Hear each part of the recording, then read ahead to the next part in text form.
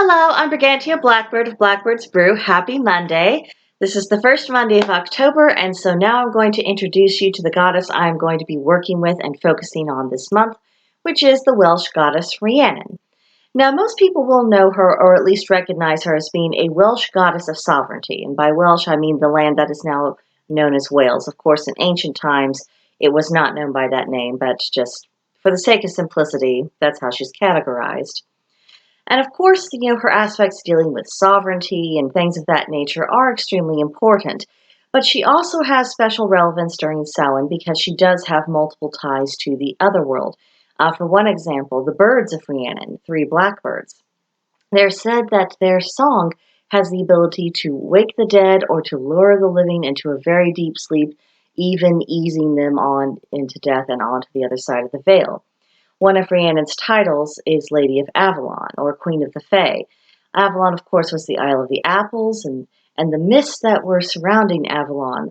It acts both as a metaphor and as, I suppose at that time, an actuality of the veil between the worlds.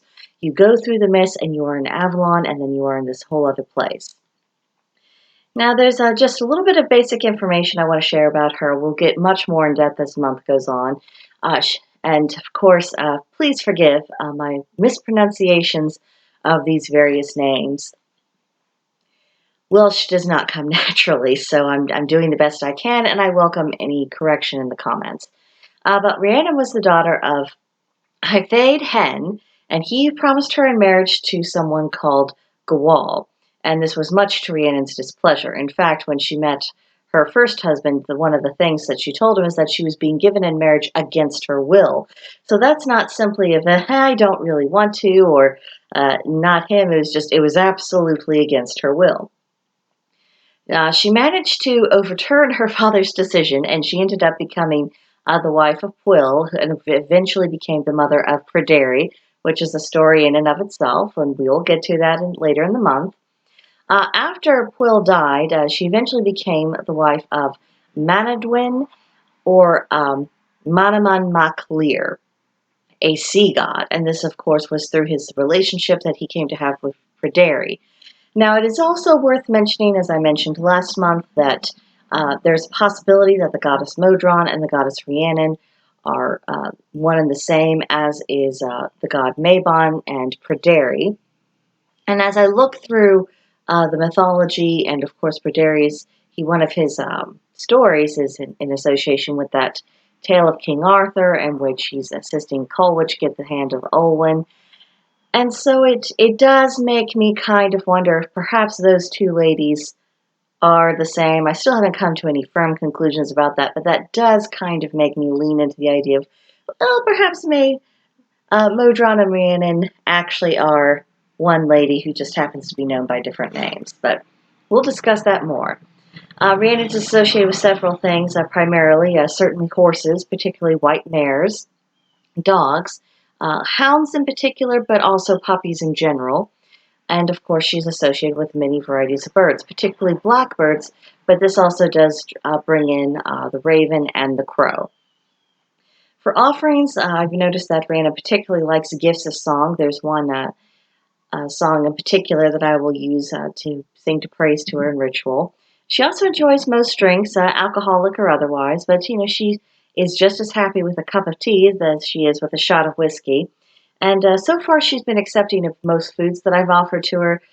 She doesn't seem to have a pronounced sweet tooth, or maybe I just haven't, perhaps I have not presented the correct thing that would appeal to her, but that has just been my experience thus far. Now, as this month goes on, I would like to deepen my personal relationship with her. I've been working with Rhiannon on and off, for the past several years now. I do consider her a matron, but it's been very hard making inroads in my relationship with her. Her energy is very subtle. Her nudges are very subtle. She doesn't tend to intrude.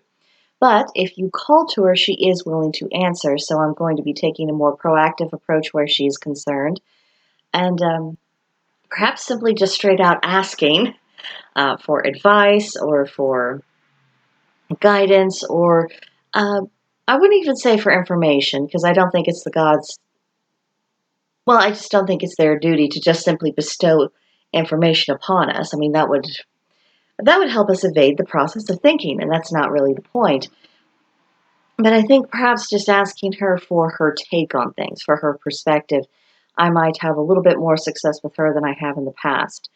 Now, one of the reasons why I'm wanting to get a lot closer with this goddess is because one of her chief strengths and chief areas of coping is having the ability to endure under trial and to bear up under pressure with considerable grace and dignity.